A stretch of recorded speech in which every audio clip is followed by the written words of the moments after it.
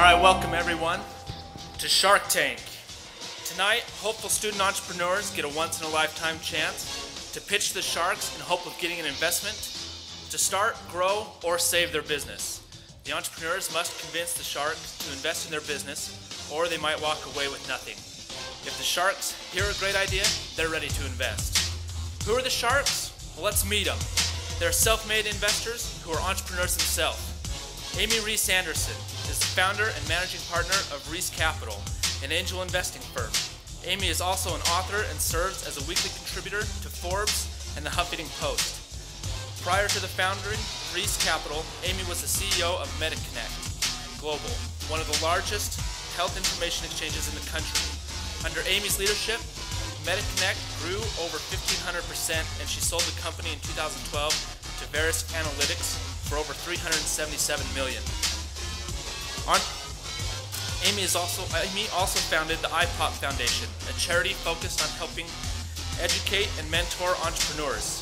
She currently serves on over 15 boards for universities, governments, hospitals, and several nonprofit organizations. Amy has been the recipient of a number of prestigious awards, which include being named CEO of the Year by Utah Business Magazine, as well as being a recipient of the prestigious Ernst & Young Entrepreneur of the Year award.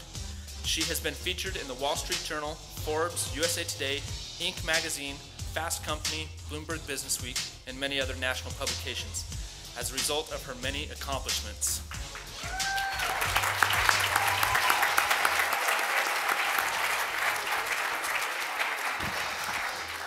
Next up, we have Brad Oldroyd. Brad is the founder of Team One Management, founded in 1997. The company has come to own, develop, and manage convenience stores and proprietary restaurants throughout Utah. In 2008, Brad began working with Jimmy John's Gourmet Sandwiches to franchise restaurants across the Wasatch Front. In Brad's experience working with franchises and his management companies, he has developed skills in strategic planning, market analysis, and management recruitment. He actively shares these skills with entrepreneurs through his roles on the Clark Center for Entrepreneurship's Founders Board. Brad holds a BS in marketing from Utah State University and an MBA from the University of Utah.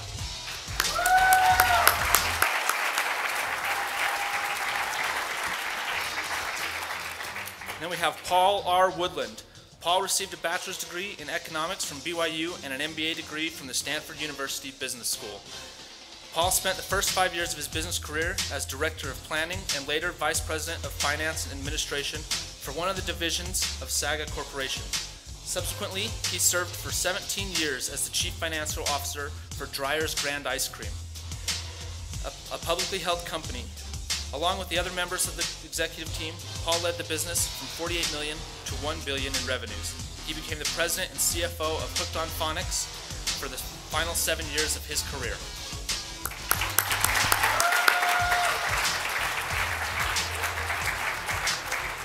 Last but not least, we have Steve Peterson. Steve is a founding partner of Mill Rock Capital.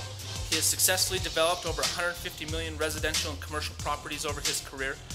Steve is the founder and former president of American International Systems, a leading technology systems integrator and client service center with locations throughout the United States. Steve is an angel investor who is interested in investing for reasons that go beyond pure monetary gain. This includes wanting to keep abreast of current development in a particular business arena and mentoring on another generation of entrepreneurs. He holds a BA in Business Administration from the John M. Huntsman School of Business. Please welcome the Sharks.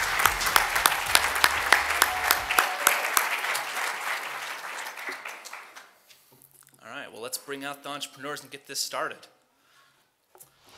First into the tank is Aggie entrepreneur Spencer Finch, with a business called Rental on Me that is a peer-to-peer online marketplace where you can share your items, goods, and services.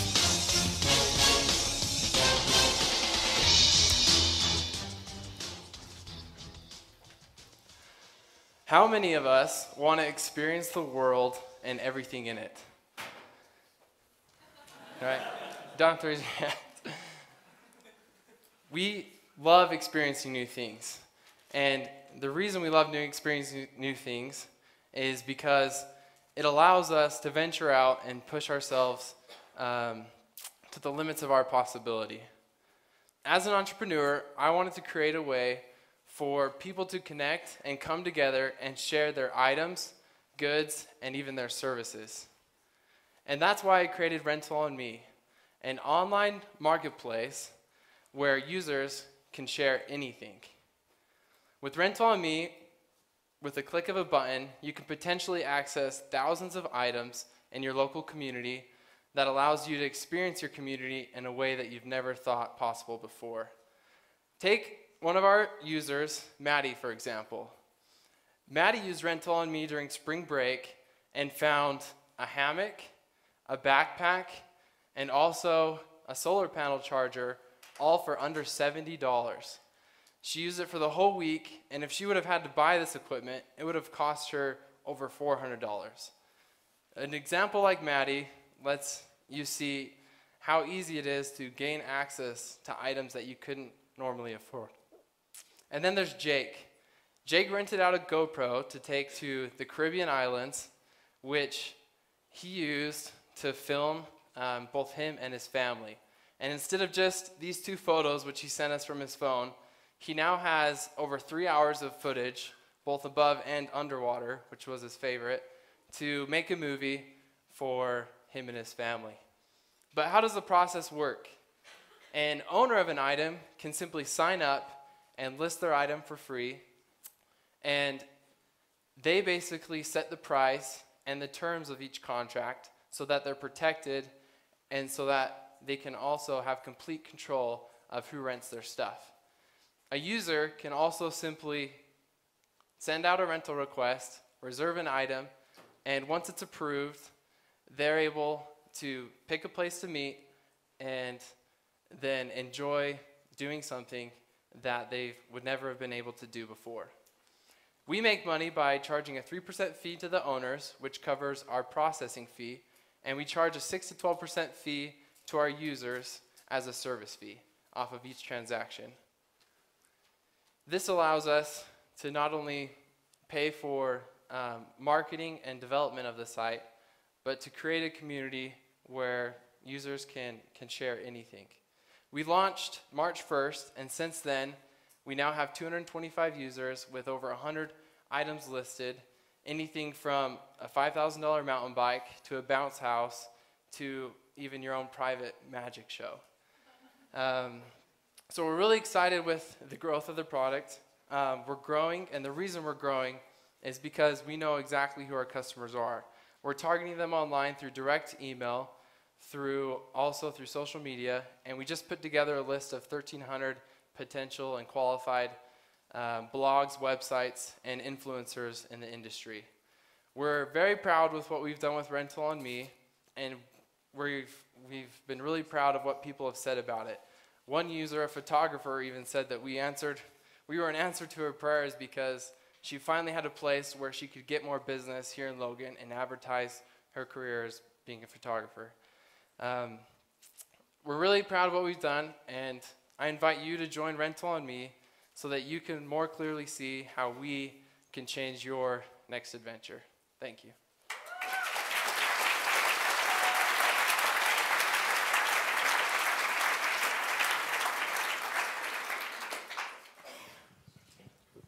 So I just have, okay, so the concept is someone has something that they have, they put it up there to rent out. I have something that you might want or whatever. I say I'll rent it out, I set my own price, you said, right? Exactly. And then a user comes on and they can rent it from me. And I want to understand the pricing model behind it. So you said you take a percentage of what? Of the, whatever the total rental price is? Of each transaction fee, well, of each transaction that occurs. And so, Yeah. so you're getting a percentage of what could be a $500 a day rental or a $2 a day rental? Exactly. Is that right? Mm-hmm. And what about if I'm a user and I come in and I want to rent something, but it's not listed for someone else? Have you thought about anything that lets other users, I could come in and say, hey, I want a hammock. There's no hammocks listed. Does anyone out there in this universe have a hammock they want to post? Is that, Yeah, do that? so we've thought of that. We are in the process of implementing it. Since the launch, we saw that same demand of people wanting to request items. Before, we were just looking at what people searched for, and the top item that people searched for, we were actually going out and contacting those people that had those items.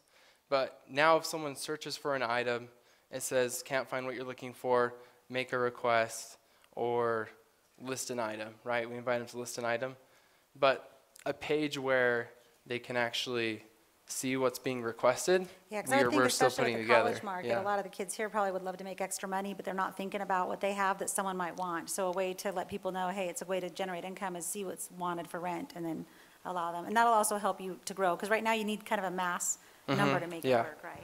Awesome, thanks for that comment. Spence, I'm wondering, how do you make sure you get your cut? It seems to be a security issue there, and then let's say they rent the hammock one time, and then 3 months later they want the hammock again, and I'll just bypass Spencer and go straight to this person and not have to pay that extra money. How are you going to make sure you get your money out of this? Yeah, and we so get our money. Yeah, and that's a good question. So obviously with any internet website out there, there's ways around it, and there's always been.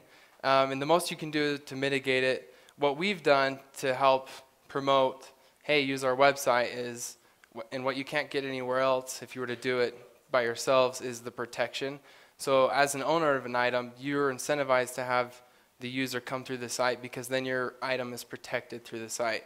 I mean, you can add a security deposit, a damage fee, or a cancellation fee, and we handle the transaction, so you're insured whether anything happens to the item, whether it's damage, theft, or loss.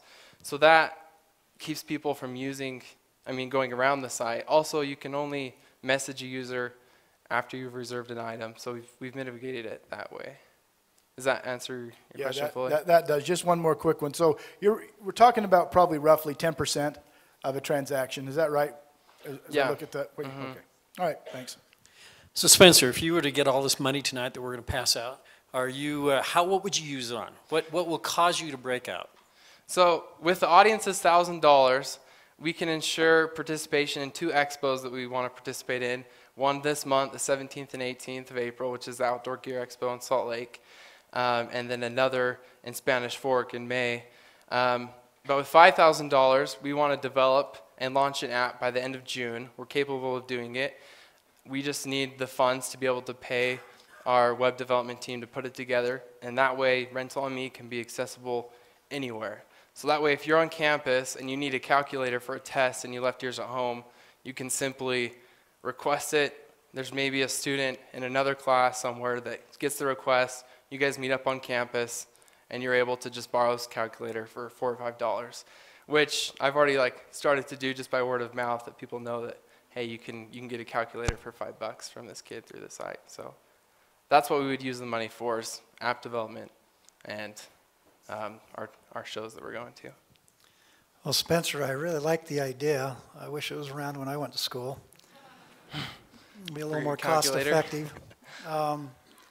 So you have about a 10 to 15% profit margin. What's the average transaction size? So to give you an idea of what we've made, I don't have the average in my head, but I know that after 20 transactions this month, we've made $42 with 200 users. So with the transactions, potentially right now we have a lot of smaller stuff, but with bigger stuff being added, like a bounce house and services, we're getting pest control people on there now.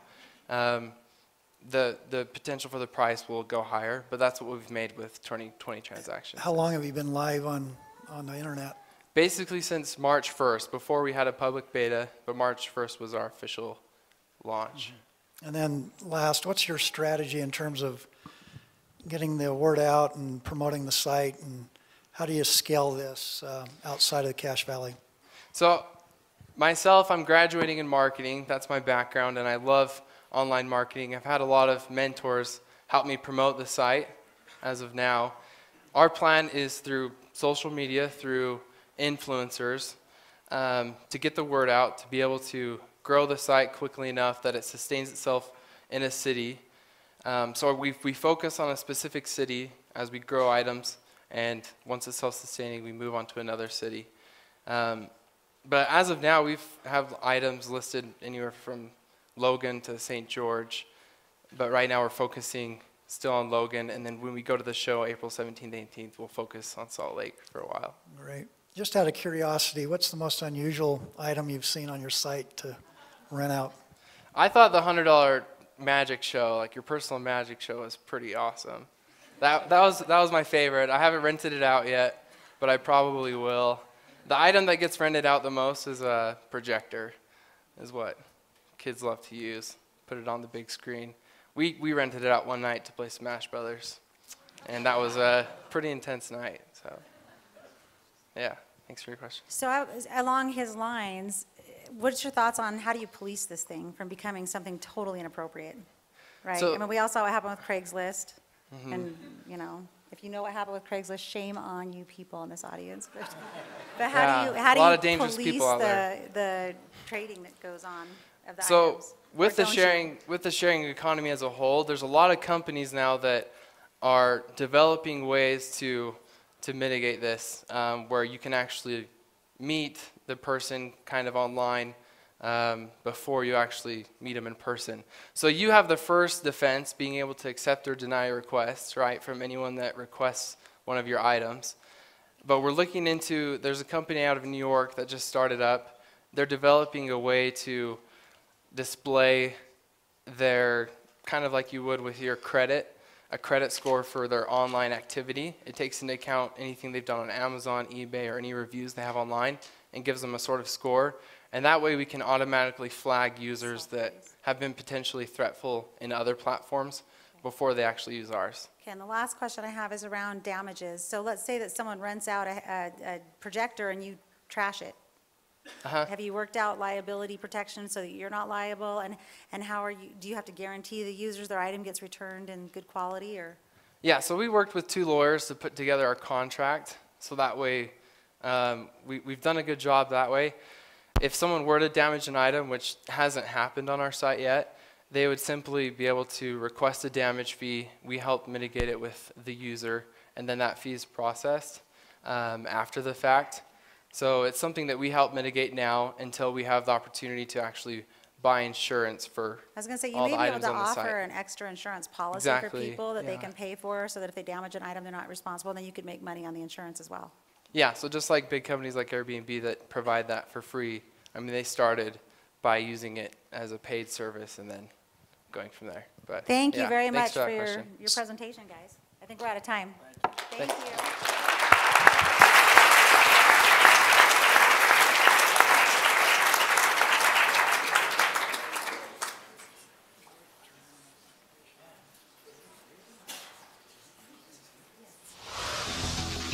It's really cold up here. All right, well, next, after we fix the, we'll fix that for you. All right, next in the tank is ag entrepreneur Seth Christensen. Christensen Genetics improves quality and reduces expenditures for beef producers, which allows them to generate more profit. Okay.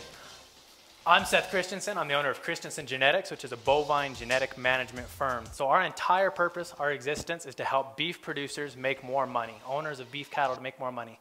To make more money in any business, you have to increase income or reduce expenditures. It's one of those two things. And Christensen Genetics helps both of those things to happen.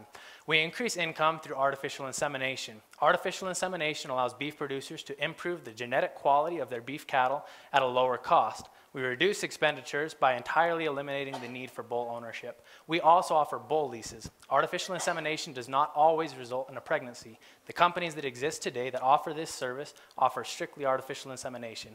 By offering bull leases in addition to artificial insemination, we're able to entirely eliminate bull ownership and thus both reduce expenditures and increase income for beef cattle producers. So the competitive advantage is exactly that. By putting these two services together, we're able to both reduce expenditures and increase income. There's no other company in existence today that can do this. It's more cost effective than any of the other available options. For a beef producer to make money, he has to produce a calf from each cow each year. The traditional options to be able to do this are either artificial insemination, which does not always result in a pregnancy. It's about a 60% success rate. You can lease a bull, but then you have a lower genetic quality and it's a constant expense each year and you're not improving your genetic base at all. Or you can purchase an animal, purchase a bull to inseminate your cows, and that will result in either a high expense for a high genetic quality animal, which may or may not pay out, or you can have a low expense and not improve the genetics of your beef cattle herd. 95% of this market in the United States is untapped. Currently, 5% of the beef cattle in the United States are being inseminated through artificial insemination to improve those genetics and reach those higher quality markets. A lot of the difference between a high-end steak at a steakhouse in San Fran, New York, $80, $90 plate, and a few dollars a pound hamburger in the grocery store, a large part of that is genetic. Helping beef producers reach that higher genetic potential is the purpose of Christensen Genetics. If we were to look at even within 100 miles of here, according to census data, there are 92,500 beef cows within 100 miles of where we're sitting right now. Christensen Genetics nets $30 per head impregnated, which results in a $2.78 million annual net revenue within 100 miles of here, were we to tap 100% of that market. My experience, I've been doing beef cattle for a long time. I've been working at it since I was 11 years old. I have 10 years management experience. I certified in artificial insemination from the time I was 15 years old, so I have the technical experience there. I've spent the last 6 years working with beef cattle. We've inseminated over 500 head of cows. I've been involved in registered Angus beef cattle from the time I was 17 years old. I purchased my first animals then. We have 2,000 head of beef cattle ready to be bred in spring of 2015, so in these upcoming months. So the market opportunity, if we look at how big this market is, in 2015, if we look at the net income that's projected for Christensen Genetics, we're looking at $68,000, and that's between artificial insemination and these bull leases, and that's net revenue over the course of this next year. The beauty of this business model is that it's something that happens every year. For a beef producer to make money, a calf has to be produced. For a calf to be produced, there are all sorts of different options, but Christensen Genetics is the only one that can both increase income and reduce expenditures. If we look forward into the future, I'll graduate in May of 2016. We're pushing to graduate in 3 years rather than 4 to be out and into the market faster and to expand. If we open up a franchise, each franchise with a 100-mile radius, that figure that I gave earlier, 92,500 head of beef cattle per 100-mile radius in the Pacific Northwest.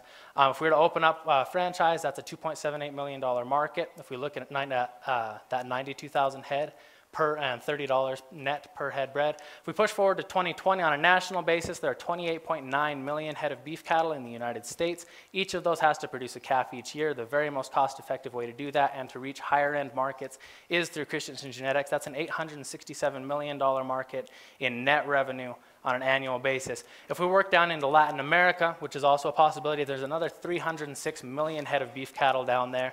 If we're looking at $30 per head per year, that's over $10 billion in annual net revenue for a total market size, just to give you a picture of what we're looking at. So the investment opportunity, this is something simple, something small. We realize we're not playing with millions tonight, right? There's a few $1,000s at stake, not a huge deal.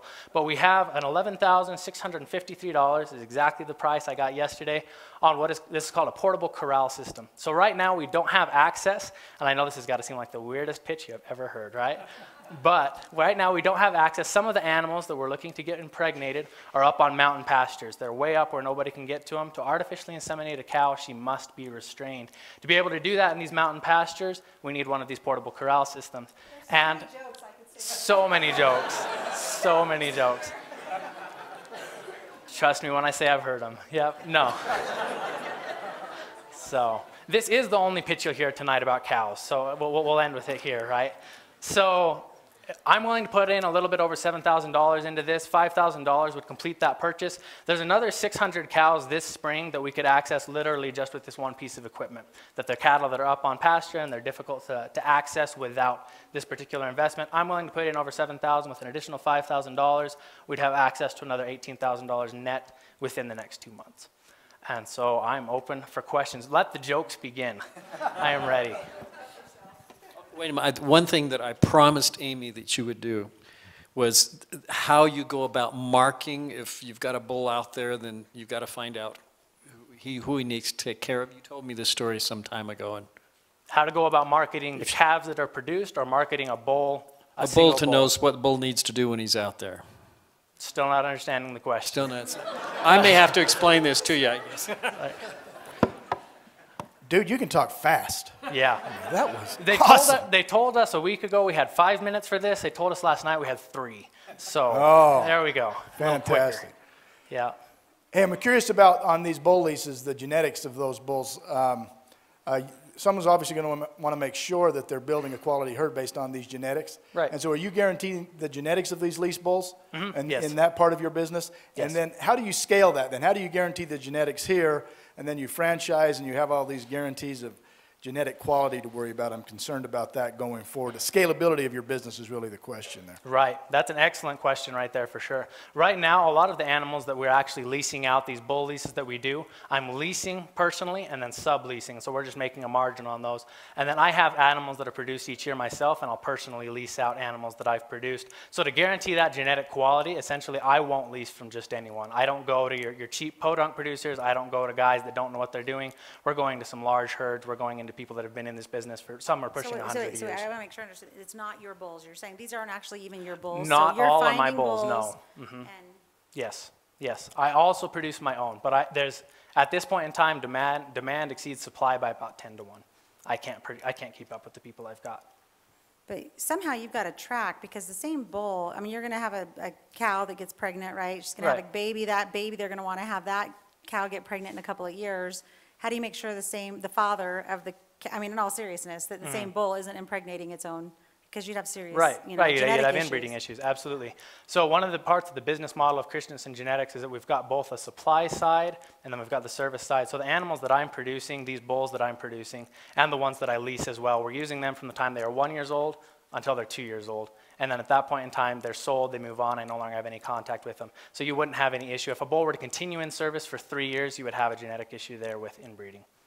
And also, I mean, you talked about the market size, but don't a lot of these big ranches actually, or farms actually have their own bull currently? So some of those are going to be unavailable to you, or talk to us about that from the market perspective. That has actually been an issue we've run into, is the situation of coming into a herd that they're already purchasing bulls, they already own bulls. What do we do? And so a lot of what we've done actually with my new clients that we're starting with this spring, I've come in, I've pitched them the business, explained to them that they can lower their expenditures by not having to own that bull, and then they can increase their income. And so what we've done is I've actually leased all of those bulls from them, and then they've been subleased out into several different herds. So they're making an additional return on that investment, and they're able to get artificial insemination done on all of their cows. Just for perspective, bulls that are collected and used in artificial insemination can sell for just under $1 million. One sold this spring for $725,000, and they're able to get 60% of their cows pregnant to that bull. And then the other 40% are bred by a base that I'm managing, as was mentioned previously, that I'm very, very selective about which animals are allowed into that bull battery. So tell us again what your revenues are last year or the last few years, and how you're going to really expand that much more rapidly. What is the key to expanding it? The key to expanding will be getting people trained and getting people able to do what I do. This is the first time you've ever heard someone talk about inseminating cows. No, it's actually, I'm married to a dairy farmer. Impressive, impressive. So I've heard stories, trust me. Wow, yeah. And your Love Shack idea needs some mood lighting. A little music would be nice. You got to treat a lady right. Come on. That's right, that's right. No, absolutely. And sorry, can you repeat the question? The joke was good. It was well played. Can you do that one more time for me? Sorry. Which part? It was Paul's question. I apologize. Oh, revenue that we're looking at going forward. And then how do you, revenue and scalability. Right. So revenue at this point, like I said, we're looking at $68,000 in net revenue for 2015. That's based on 2,000 head of beef cattle that we're planning to breed over the course of this year. Is that artificial insemination, or Yes. is it actually bringing a bull in? Both, and that's what makes the business difference. Isn't more of your revenue coming More in? of the revenues from artificial insemination. And It then is. That's higher than the bull. Yes, Okay. yes, we're making, so of that 68,000, approximately 60,000 will be from the artificial insemination. The other 8,000 comes from the bull leases. So the bull leases isn't a huge profit center for me. What it is a huge sales point for these producers. There's no other company that can totally eliminate the need for bull ownership. If any other company were to come in and attempt to sell that service, they have to own a bull and pay for the service. Whereas with my company, they strictly pay for the service and all of their cows are impregnated. So looking into the future for scalability, the biggest limiting factor really is, I mean, how many of you guys want to work in this? Dude, None of you, don't right? Don't lie. So yeah. So training people is actually our biggest limiting factor. That's what we'll work on a lot through 2015 and 2016. As I get people trained, and we're hoping to be able to open up, like I said, franchises with a 100-mile radius, and I'll be supplying the bulls, I'll be supplying the high-end genetics, we supply the brand, the marketing, and then the training as well. I'll train these people, and then they'll go out and establish their own clientele. And so on a scalability base, like I said, it'll be about a $2.78 million market, assuming you were to tap 100%. Obviously, we don't expect that, but that's how big the market is for each of these franchises. So we want to go forward as quick as we can get people trained. So, What question do you ask a guy that breeds cows? I don't know where I start. I don't know, where do you start, right? Yeah, no, I like the name of the mobile, you know, the Love Mobile. That's probably That's right. That's right. You got to brand it with Marketing, something, right? yeah. What I'm curious to know is who your competition is and what sets you apart. What's different about your process over how it's currently being done? That's an excellent question. There are companies that exist in the United States today. There are 4 large companies that work in artificial insemination that are large established companies. There are a few smaller companies that work with bull leases. There are no companies that do both. And so the companies that provide strictly artificial insemination, like I said, you're about a 60% success rate. So in that case, the clients of those companies have to pay that company for their services, and in addition to that, they have to own their own bulls, or else you'd only have 60% of your cows producing any profit, any revenue for that year. On the other end, there are a few companies that exist that will lease you a bull, but your genetic quality is not guaranteed. Your cows are bred over a larger window. There's a whole bunch of issues that come. It's a constant expense that doesn't pay out nearly as well because you're not tapping that high end of the market. Your genetic improvement is not there. And so there are companies that offer one or the other. Christensen Genetics is the only company that offers both to entirely eliminate that expenditure. Is there something that sets the way that you approach it is different from others in terms of how you artificially inseminate them or the process? You mentioned you're going to do some training and franchise, and so is there a particular way you go about that that's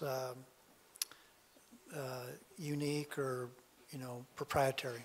The proprietary edge is exactly that, bringing those two services together. There's no other company that can eliminate the need to purchase or lease a bull. That's your competitive. That is the edge. There's no other company that does that. Any other company, you can increase revenue or you can decrease expenditures. You can do one or the other. You can lease the bull or you can do the AI. There's no other company that does both. That is the edge, is to eliminate that need for bull ownership. You don't have to purchase a bull. Has it been hard to get access to the different types of like Angus versus Hereford versus, I mean, has that been hard? Because you have to have each type, right? I am genuinely impressed you know those Dairy words. farmer, 500 cows, holla. Well done. Not mine though. Well for me. done. Well done. No, absolutely. There's a lot to be done as far as genetics has been really interesting to me for a long time. I've been studying specifically in the Angus breed is where I'm focused. And so my cows that I own, my base herd is Angus. And then I have other guys that we've got contact with all over the states that are producing Charolais, that are producing Hereford, that are producing Red Angus, Simmental, Limousin, all these different breeds that they are experts in their field, because I would never want to go and sell a subpar quality product. I don't want to go and tell people, well, I'm guaranteeing genetic quality, but only sort of. And so I know Angus genetics as well as anyone, but I do not know these other breeds as well, and because of that, I have brought in outside sources that will supply high-end But your genetics. market size you've been talking about is all of those All of breeds, those. not just Angus, right? Yes. The vast majority of the cattle in the United States are actually crossbred. They are not purebred cattle. Your genetic seed stock, as they're called, are almost always purebred. But the different crossbred cattle, gaining access to these different markets, it's pretty homogeneous overall. I mean, they're all crossbred. They have a bunch of different breeds in them on average. I hate to do this, but we are out of time, and this could go on all evening. Frankly, I think we've all enjoyed this tremendously, so thank you. Thank you.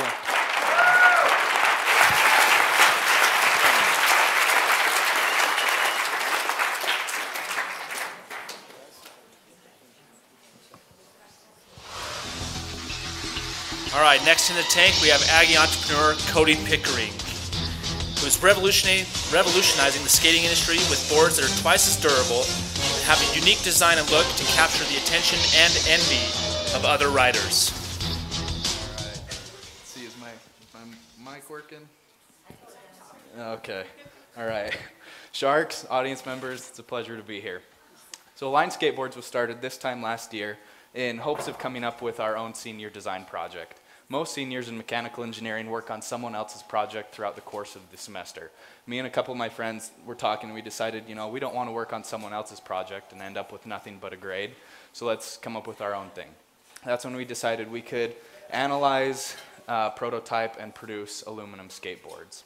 So at the beginning of the semester, that's when all the heavy analysis started, fatigue analysis, dynamic analysis, and it was all focused on coming up with a cross-sectional profile, or an area moment of inertia. So for those of you that aren't engineers out there, the area moment of inertia is a mathematical description of how hard it is to get something to bend. So if you hold a piece of paper out in front of you, it'll fold in that direction quite easily. But when you turn it on its side, it's a lot stiffer. And that's just a description of how much stuff there is away from the centroid. So using that principle, we're able to model this deck. Currently, it's 3 pounds and it's just as stiff as a wooden board. So once we had something we were proud of, we started reaching out to different companies. Not too many of them were interested until we got to Carver Skateboards. They're a company in Southern California that does 200 sales a day. They sell 200 skateboards a day, and they were very interested in an aluminum skateboard for the sole purpose of the lifespan and longevity that you can get out of an aluminum board. Because wood warps and corrodes over time when it's exposed to moisture and humidity, they wanted something different. Since most of their customers live near the coast, most of them are in California, so they had been looking into this for quite a long time, and when we showed them what we were doing, they got really excited. So we started to design to something that they had in mind, a board similar to what they had. So we can produce any type of top profile that we want. We have an exclusive agreement with Carver to only sell this type of board to them. We've also done a bunch of deflection testing on our board to match to the wooden board, so that when you step on it, it deflects in the same manner, so that when a 100-pound rider steps in the center of it, it'll bend the exact same amount to ensure a similar riding quality and feel. So this is some of the deflection testing we've done. We've had people ride it. We've had riders at Carver, including the president, Greg Falk, and some of his pro riders, and they think the feel between wood and aluminum, there's no difference. So you get a longer lifespan of the board with no sacrifices. So with such a superior product, you might expect it to cost more, but that's not the case. We're planning on producing this board through Futura Industries, which is a company that I worked for over this past summer, and they extrude aluminum.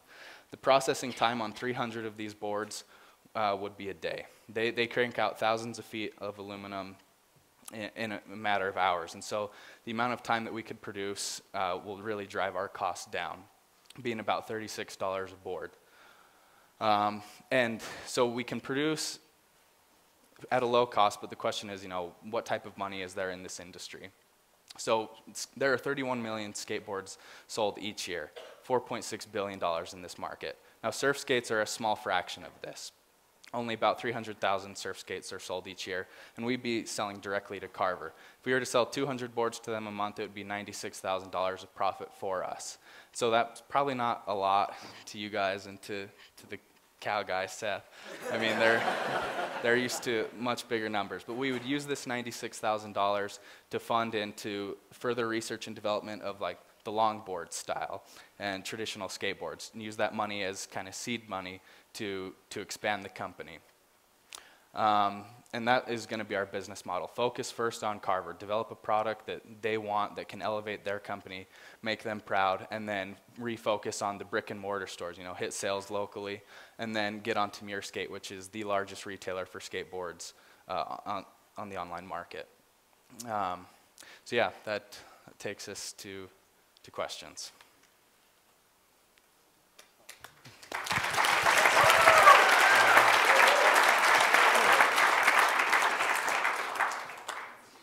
Cody, beyond the longevity of that board, are there any other advantages from a performance standpoint that aluminum gives over traditional wood? So longevity in both resistance to humidity, moisture, weathering, and corrosion, but also as far as impact is concerned.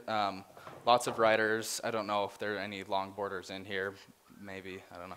But when you're riding, if you ever jump off the board, you're going too fast, you can't handle it, it'll keep going and it'll hit the curb, which will cause inline fractures down the grain of the wood. Since there aren't grains in, here, I'll bring it close by, since there are no grains in aluminum. Yeah. You don't have to worry about that. The aluminum will flare on impact, and so it gives it a longer life. And then you mentioned production cost $36, is that what you mentioned? Yeah, and that's a worst case scenario. What is excuse my ignorance on this market. What does a board sell for? What do you anticipate this board would sell for? So these boards sell for between $90 and $100 a deck, just depending on which one. Okay. So yeah, we would hope to sell to Carver at $70. I'll be flying down April 10th, coming back on the 13th, and hopefully we'll work out a purchasing agreement. They said they showed interest of buying 200 of them when I was down there over spring break. They really liked the previous prototype that we had. This one's even lighter and more similar to what they And you would hope wanted. to sell to them for 70? Yeah. Yep. Okay. And then they would go $100 or so on the retail? Yep. Okay. Yep, giving them the same margins they have on the wooden board, giving us 100% profit. All right. So. First of all, we want to congratulate you for your this past weekend. I don't Yeah. know that you all know that Cody won 4 awards, is that right? Yeah, we won 4 For the awards. Utah State competition, which is fantastic. Yeah, it was pretty incredible.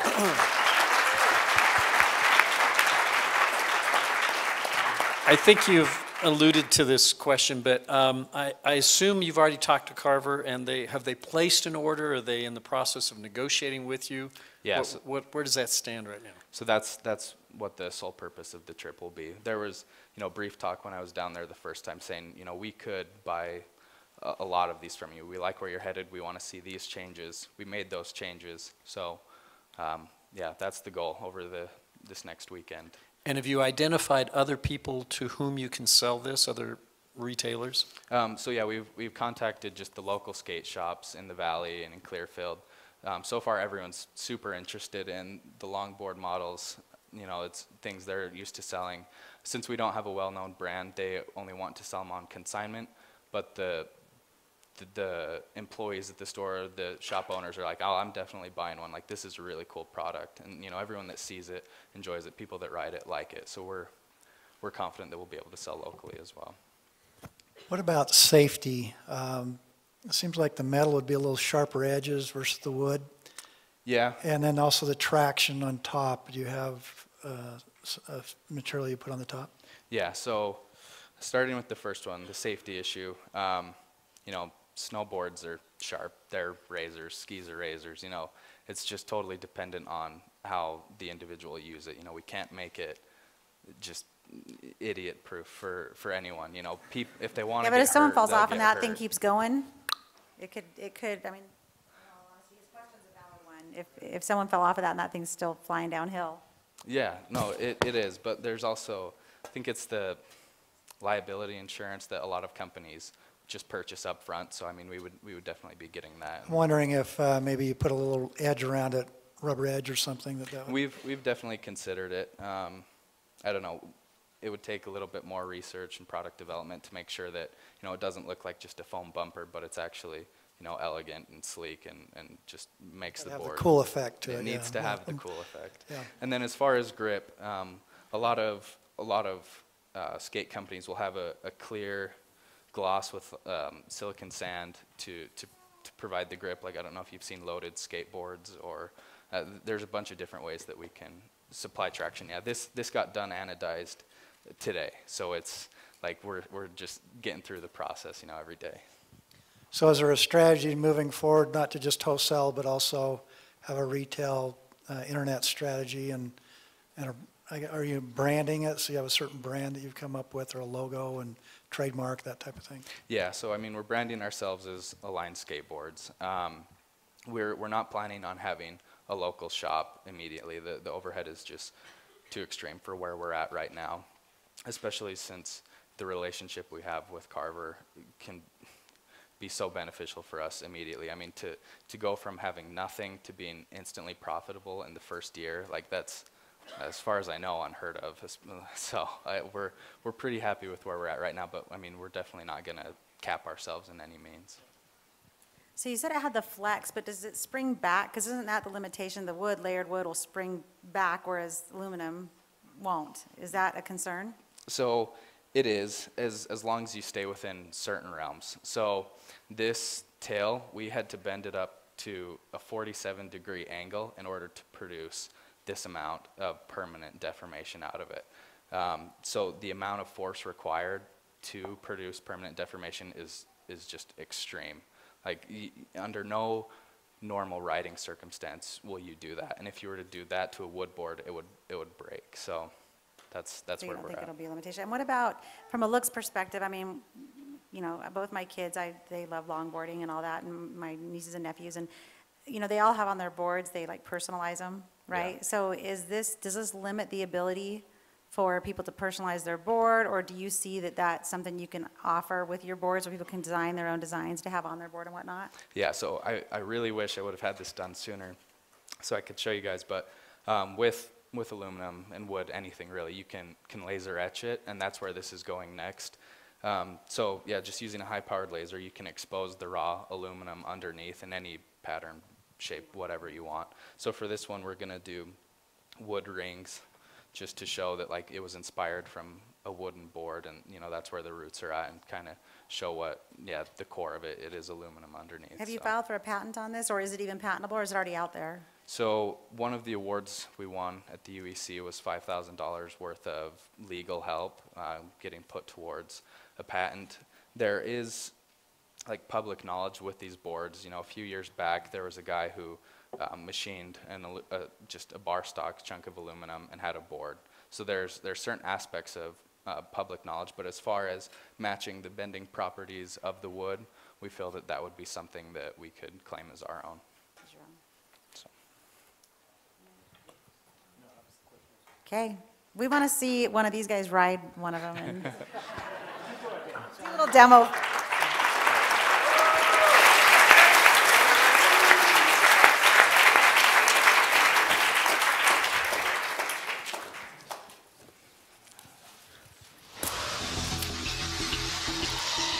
All right, last into the tank is Aggie entrepreneur Danny Knoll with a revolutionary idea that'll keep you both hydrated and happy.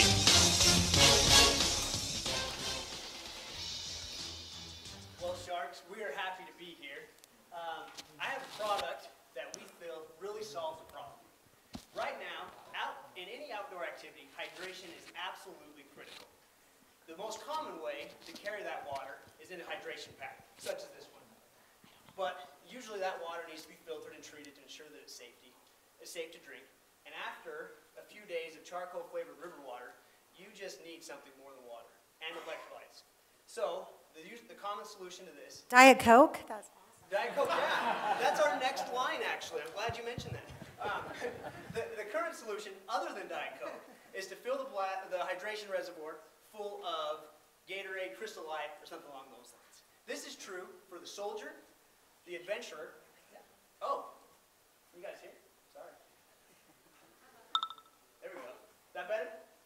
No. Not better. Do you want to borrow mine? He can borrow this one if he needs to.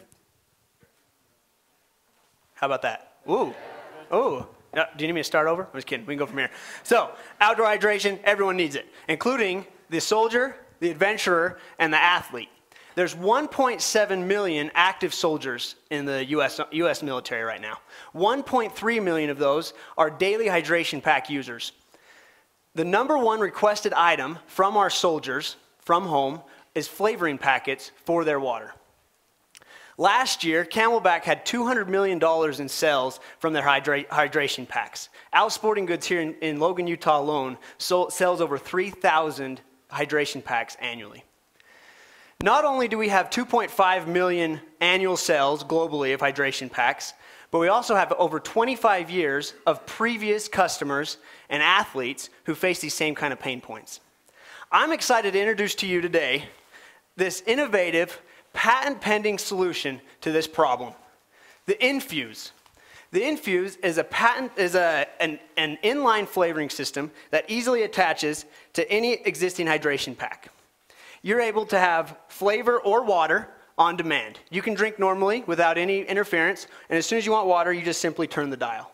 If you want to change the flavor, you simply pull out the cartridge and replace it with one of our own flavor cartridges.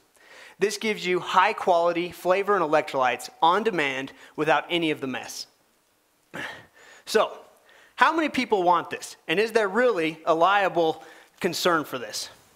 Well, we have some taste tests here for you to test. This is our mango flavor. This is our strawberry watermelon.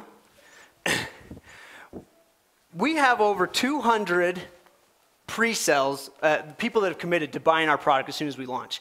Over 30 of those people are willing to pay for our prototype testing. Backcountry.com the world's largest outdoor retailer, wants us to come down this summer and do a gear demonstration with their gearheads so that they can be ready to promote and sell our product in the fall. We've also been invited to audition for that other Shark Tank, the one with TV cameras. That's right. Put me on TV, we'll call it good. So what's our potential? Is there really a viable business that we can pull from this product? Well, we have 1.3 million military users, 2.5 million annual sales, and on an average of 1 million sales per year for the past 25 years, we have 28 million potential customers. Now, we realize we aren't going to hit that entire market. But if we can capture just 1% of that market share, we will hit over $7 million in revenue. 3%, over 20 million, and 5% will be over $35 million in revenue. So, up to this point, we've been able to bootstrap and stretch every dime that we've received.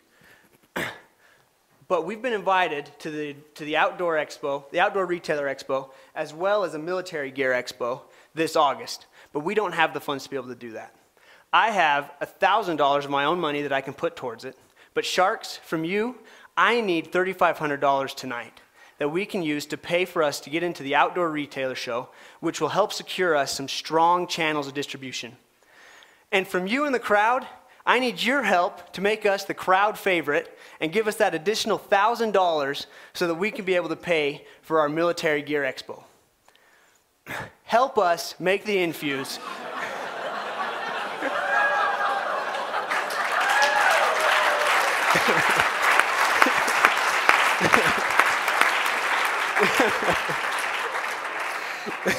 I'm sorry, Mike. I hope that's not me.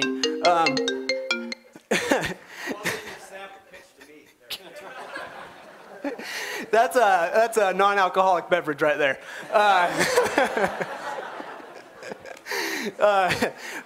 With your help, we can help change the future of the outdoor hydration industry by you helping me fund the infuse tonight. Thank you.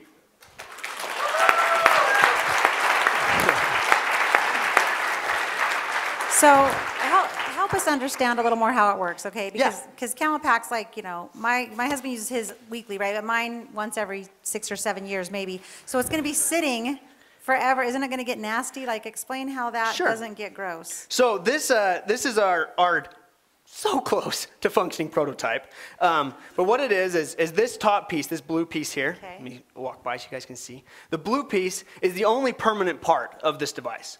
The flavor cartridge here can come out just at any time. And so after you go on a backpacking trip, you just pull out that flavor cartridge, and there's really no cleanup. It's a self-contained bag that stays inside. So you just throw the bag away. Is it mixing with the water as the water flows through? Is that what's happening? And so how are you making sure the right amount gets in your water to not have it be too flavorful or not enough? So that's part of our patent that we have pending right now. Is we have a meter here that as you turn it, it changes the amount of flavor that is able to pass through. Mm-hmm. And does that actually go through the same piece as the normal? It's the normal mouthpiece in my mouth, and does that part get gross from the tank to the piece in my mouth, and you switch that out as well, or no? So the only part that would need to be cleaned is between right here and your mouth. Okay. And so, and this is easily detachable. It's just simply you just pull off one side, which is on tight right now. Is that your piece that's detaching, or that's what came with the backpack? So, okay, so let me explain how you put it on. I can help this a little bit. So you have your hydration pack. It has this mouthpiece on it. You buy our device, which is, let me pull this off, I'll show you. So our device will be this blue piece that we'll sell, okay? And so you'll take your mouthpiece off, pull the mouthpiece off, put this on here. Okay, so it's not running through the normal one that came with it, it's running through yours. Yes, you use the existing hose. We provide a little piece of hose so you don't have to cut anything, and then you just put your mouthpiece back on this side. Does anybody else do anything even similar to this? The closest competition that we have is a product called the LGO Spile, and all it is an electrolyte shot. There's no other inline flavoring system out there right now. And so we feel that not only is it a viable product that has great reviews and great feedback so far, we feel like it could be a new market, if you would have, to the outdoor industry. Danny, when you're looking at the actual device itself, you talked about money you need to get to the shows. Yeah. Is there any money that's necessary to complete that, to have it completely functional? Yes, there is. My plan for that right now, if we had $20,000, we could be able to finalize every little aspect of the design and be able to launch with the injection mold and manufacturing our first run. But right now, our plan currently is we're going to the Adventure Gear Expo here in a few weeks. We're going to do pre-sales and offer a discount or a deal for people to help to buy our prototypes and become part of our testing community. We've already had people that have said they're willing to do this, and so we thought we can capitalize on that now instead of waiting for ourselves. And with that money, we should be able to fund the extra R&D that we need still. We're close, though. We are very close. So you mentioned your patent is pending, right? Yes. What's your anticipated cost per unit, and then your sell-through? You're gonna sell these as an aftermarket piece. Yes. That would fit on most of these packs, right? Most of these. 90% of the packs have a quarter-inch hose, and so they'll fit on the vast majority of them. Yeah. Okay. Another option would be to get the patent and then go straight to the manufacturer and try to make a deal with them, right? Yes. That's what happened here. He'll end up getting a licensing.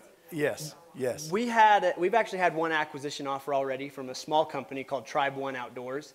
Yeah. And I turned it down just because I'm passionate about this. It's something that I want to see succeed, and I've loved doing it so far. Yeah, if they're a small company, they had a small offer. Yeah, but to answer your question on the price per unit, we feel that on a conservative side, we can produce each unit for around $5, which will be the injection mold, the flavoring, and the cartridge.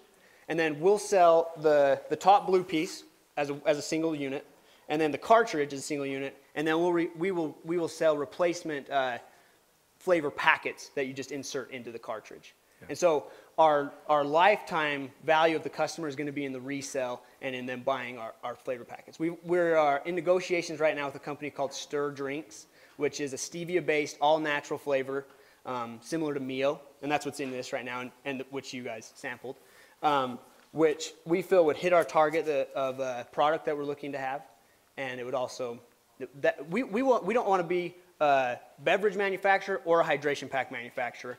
We want to be the person in between that can combine those two industries. Okay. I see it being a great idea, and I see the demand for it, the need for it. I'm wondering on the cartridge and the flavoring, is that something that you could put in your own flavor in it, or does it require us to buy a cartridge each time? We've gone back and forth on this many times. We have it designed currently right now where the very best way to use it is by buying our flavor packets. They are refillable if someone wanted to get a syringe and go through the hassle of injecting flavor back into their little flavor packet. But our business model is to resell the flavor cartridges.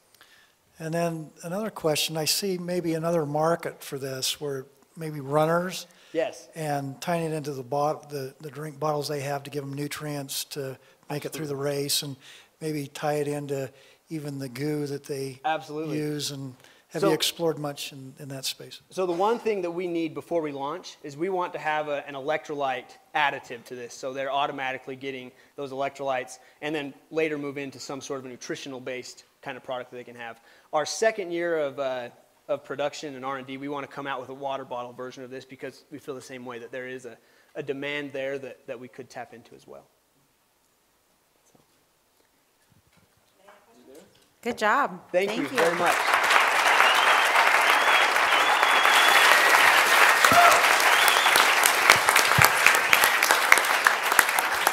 What an amazing job by these Aggie entrepreneurs. Amy, did we get it warm in here? It's better? Well, these hooligans had the door open over here.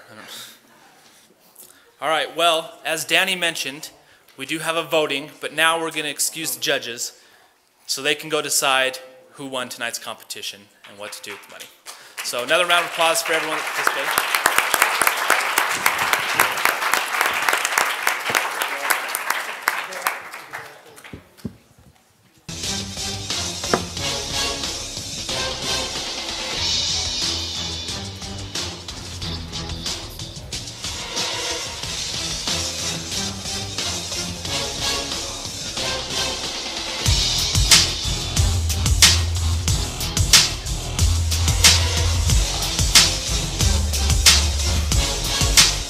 If you'll pull your phones out, follow those instructions.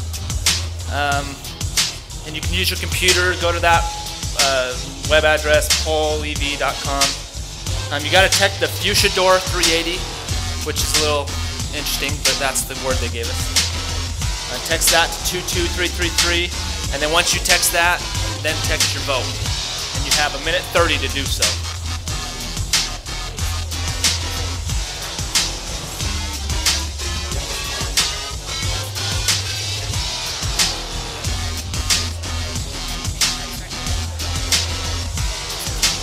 Oh, and Distant said, we want your votes too, so text in.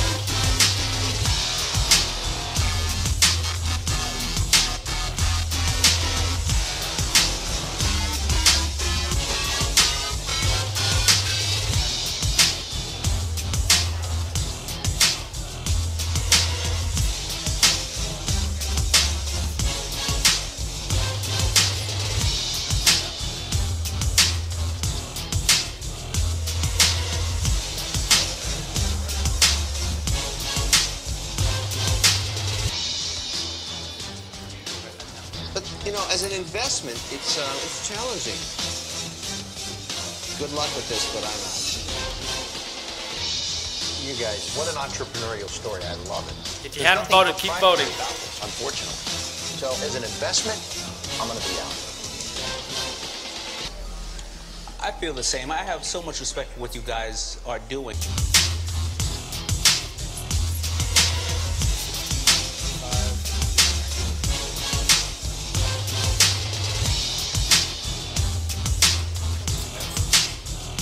You got 20 seconds left if you haven't voted.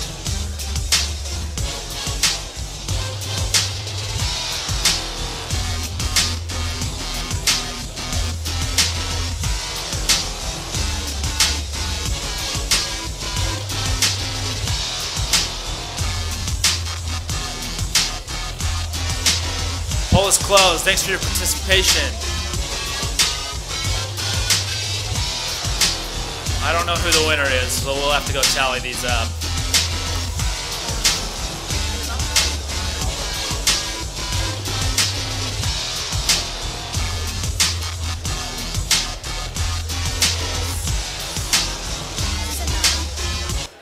Yeah, sure. It's a 9. So 2, 2, 4, and 5 is 9, 10, 11, 12, 13. Do you want me to check right now? All right, it doesn't matter. All right, obviously we know who the winner is. So, Danny, wherever you ran off to, if you'll come back down. All right, congratulations to Danny. He's been working hard with the Clark Center this year.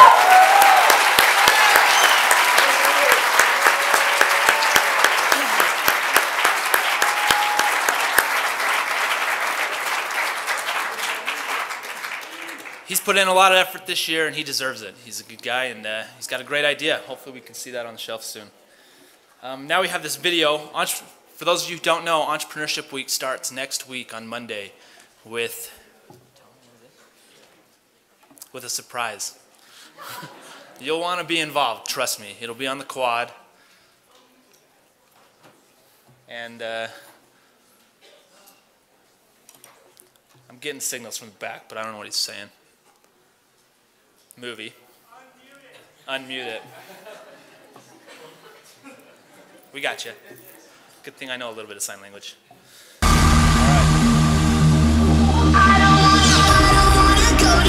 I just wanna break the rules. Boys and girls across the world, putting on our dancing shoes, going to the discotheque, getting high and getting wrecked. I don't wanna go to school, I just wanna break the rules. I don't wanna go to school, I just wanna break the rules. Boys and girls across the world, putting on our dancing shoes, going to the discotheque, getting high and getting wrecked.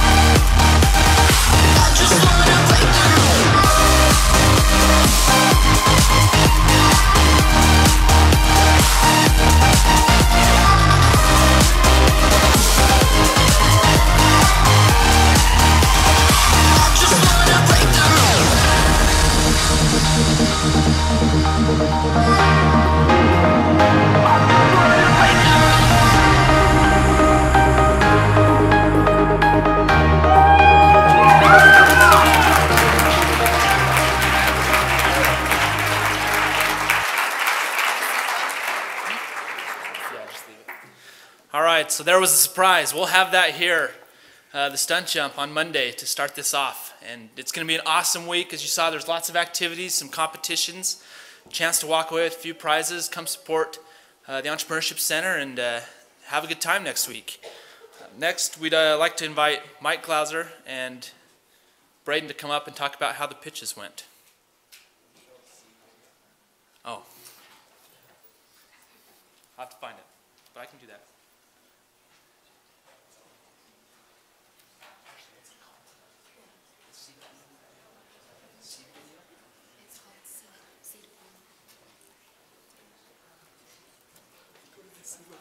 No, it's right there. No, are you sure it's going to do it? Yeah, just if you hit enter. Let's just go to the seed website to show. Hurry on YouTube, this is way faster.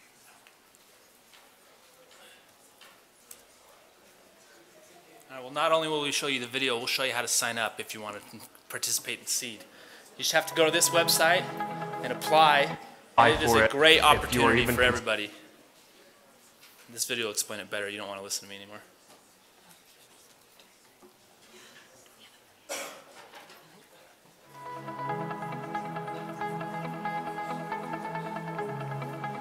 I really came to understand just the simplicity of life. Call me crazy, but I honestly didn't understand that people thought differently than I did. It's an amazing opportunity to both learn and help someone at the same time. While you're gaining experience, they're also being helped. It's one thing to learn accounting in a class. It's another thing entirely to be sitting in a wood hut with a grass roof over your head, teaching Ghanaians real business classes, and Seed gives you that real world experience.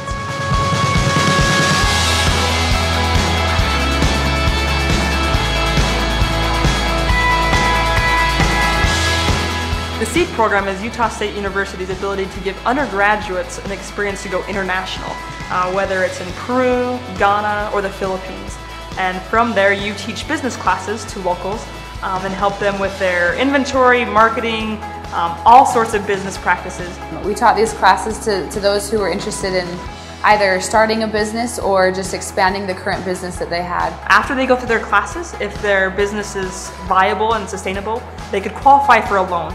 We give them these loans so that they can expand their businesses in ways that they haven't been able to before. These businesses were typically selling little biscuits or vegetables or fruit outside their little house. And as a student at an undergraduate level, you're able to hand select people, mentor them, and then help them repay their loan with interest so that the program is viable and sustainable. We were just a part of the culture. We were a part of the family, a part of the village, and that really helped us to understand the students in our classes and to understand just really how different businesses worked and operated in the village. I really got to see how the people live in developing countries and that they really have an understanding of their market and their customer, and they have ideas for how to improve their lives, and that they just need a little outside help to be able to do that. It's really eye-opening. I love this experience with social entrepreneurship, and it's really great to be able to see that we can still be profitable, we can still go out and try and make money, but we can do it and help people at the same time. SEED gives interns an opportunity as an undergraduate to have real-world business experiences. A lot of the interviews that I've had going into jobs, they're always captured by this, what did you do in Ghana for an internship? And to be able to say, I was a business consultant. I helped real people's businesses succeed. I taught them inventory, I taught them accounting, and we decreased our loan percentages by a measurable amount. And to be able to go into an interview and to be able to say, I was in Ghana for 3 months and was able to help real people with real business problems has been a X factor on my resume. Do it. You have to do it. It is one of the most valuable experiences from the business school that hardly nobody takes advantage of. If you are even considering it, apply for it every semester until you get it, because it honestly is just one of the best experiences I've ever done, and I think everyone needs to do it.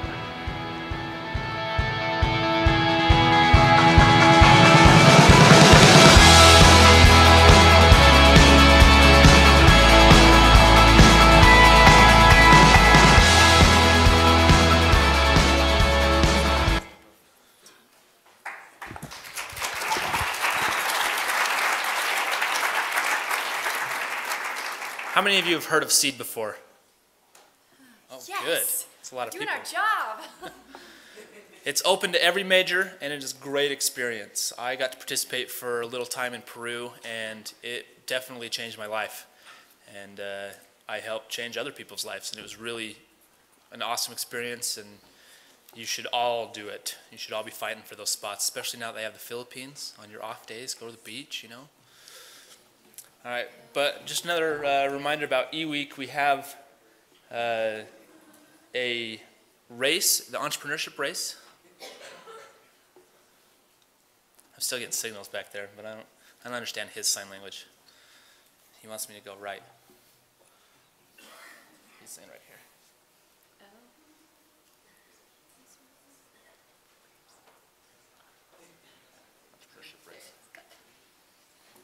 We got it.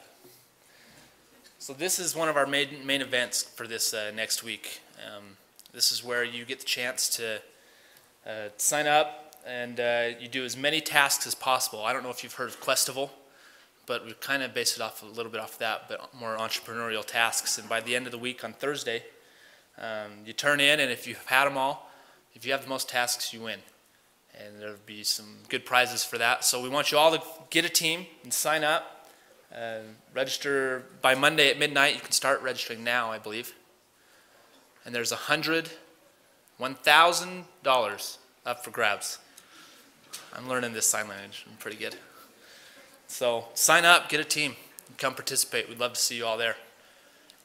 And then now we'll have time for Mike Glauser to talk about the pitches.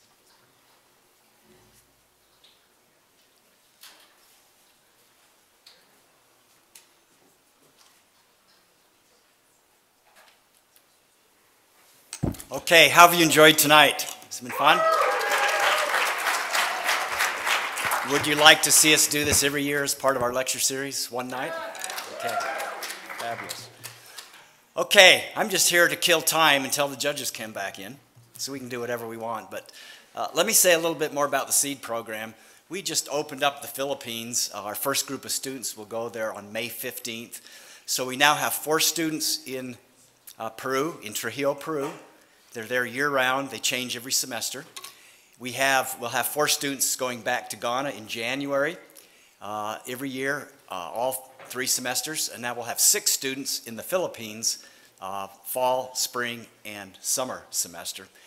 So we're going to send about 45 students out this year. It's a phenomenal experience. The experience has been funded by great donors so that it's no cost to you at all. So we cover your airfare, we cover your lodging, we cover your meals. You do have to take a little bit of extra spending money, but it's an opportunity to go and have a semester abroad. And in the past also, you haven't been able to get much credit for that experience, and so you'd have to take an extra semester out of school and go on a SEED project and then come back and do an extra semester to graduate. We now will allow you to do up to 12 credit hours during your internship, so you can take online courses or you can earn our entire minor in entrepreneurship while you're in the Philippines, in Manila, or in Peru, or in Ghana. So it's just a fabulous experience. So you just need to come to our center to get more information about that. We have some brochures, or you can just go online to the Huntsman School website and click on the SEED program, okay? So hopefully we'll see some of you. You speak English in the Philippines and in Ghana. You need to be able to speak Spanish if you want to go to Peru, okay? They're all just fabulous locations. So it looks like our judges are done, and I don't need to kill any more time. So thank you for coming tonight, and let's thank these judges for coming. Our sharks have been fabulous.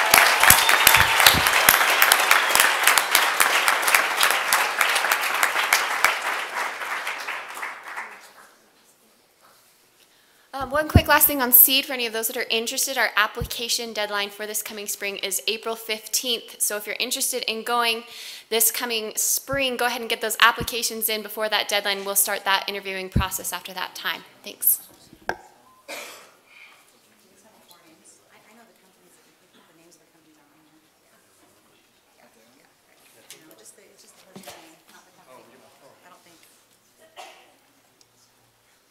Are we building suspense?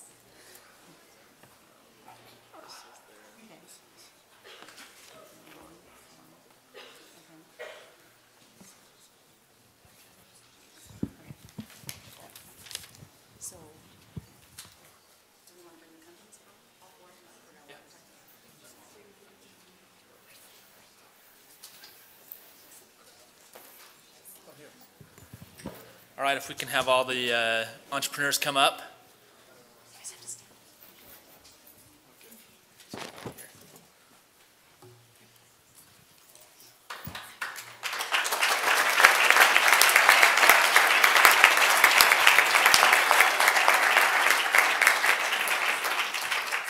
Okay, we're going to start with the lowest dollar amount we're giving away today, but still awesome company, is to $500 going to Rental on Me.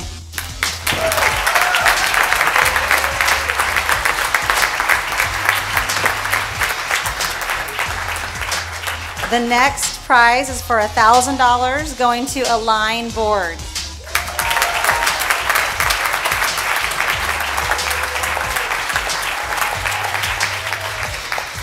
The next is our favorite hamburger with sperm on the side company.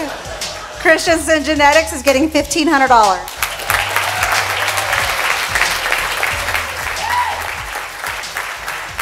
And our largest check for $2,000 is going to Infuse. Now, before you guys walk away or go anywhere, we want to tell you that we know we didn't catch all of your numbers, but we did write down that Infuse is looking to raise about $20,000, and the Christensen Genetics was looking to raise about, was it $7,000 or $8,000? Okay. I didn't catch the others if they're looking to raise, but I wanted to let you guys know that the sharks here, there's at least 2 or 3 of us that would like to meet later with you guys and look at investing in your companies for the amount you're looking to raise.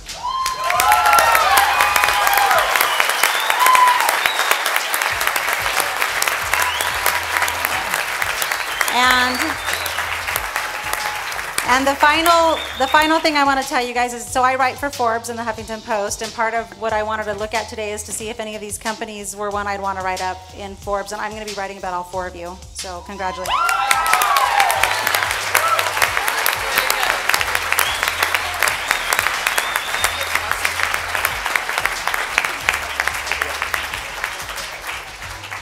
All right, thank you, Sharks. Thank you, entrepreneurs. We had a wonderful night here.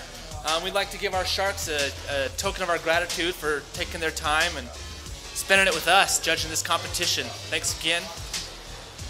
Thanks for attending Shark Tank to all of you. Don't forget to turn your papers in on the way out, and there's ice cream in the back.